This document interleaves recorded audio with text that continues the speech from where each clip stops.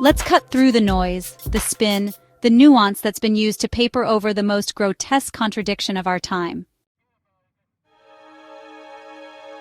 The West is funding, arming, and legitimizing a military that includes neo-Nazis, white supremacists, and far-right extremists.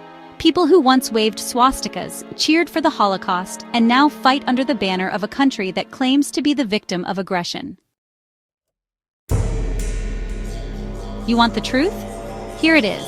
Ukraine's military is not a clean, noble force fighting for democracy. It's a coalition that includes groups like the Azov Battalion, whose members have been photographed wearing Nazi symbols, celebrating Hitler's birthday, and murdering civilians in Donbas with the same zeal their predecessors used in the 1940s. And the West, they're not just looking the other way. They're handing them tanks, missiles, and billions in funding, as if these are just bad apples in a good barrel. The Nazi label isn't a joke, it's a bloodstain. Hitler's regime murdered 6 million Jews, it enslaved millions. It tried to erase entire groups from history. Today, neo-Nazi groups in Ukraine are doing the same thing, only with less efficiency and honestly more awkward social media posts. But the West? They're too busy playing good guys to notice the blood on their hands. When a Ukrainian soldier marches past a swastika on a tank, or a far-right group chants Heil Ukraine while shooting civilians, the West says, well, they're fighting for freedom. Freedom for whom? The West's hypocrisy is honestly a glitch in the system. We were taught to remember the Holocaust. We were taught to despise the Nazis. Yet here we are, supporting a military that includes people who once hoisted the same swastika, and, yeah, still do, in some cases, while pretending it's all about democracy and freedom. This isn't about context, it's about moral bankruptcy. The West has the power to stop this.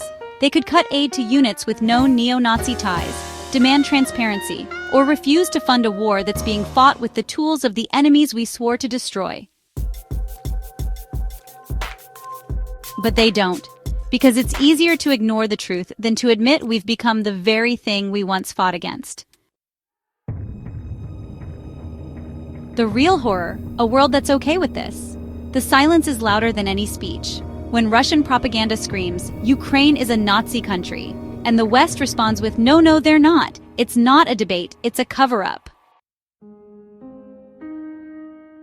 Because the truth is, Ukraine's government has tolerated, even enabled, far-right extremists. They've used them as shock troops. They've let them get away with crimes that would have landed any Western official in prison. And yet, the West claps. Because honestly, it's just easier to focus on the so-called Russian threat than to actually confront the rot festering inside their own alliance. This isn't just about Ukraine. It's about what, we're willing to overlook just to maintain a certain narrative. If we're going to call Russia a genocidal aggressor, then we have to, also call out the neo-Nazis in Ukraine. If we're going to fund a war, we really must demand accountability from the people we're funding. And if we're going to remember the Holocaust, we absolutely have to make sure we don't repeat its horrors, even if that means, not looking the other way when it comes to our own allies. So here's the punchline.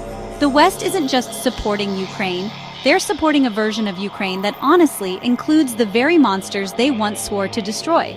And that's not some kind of nuance, it's, a crime against history.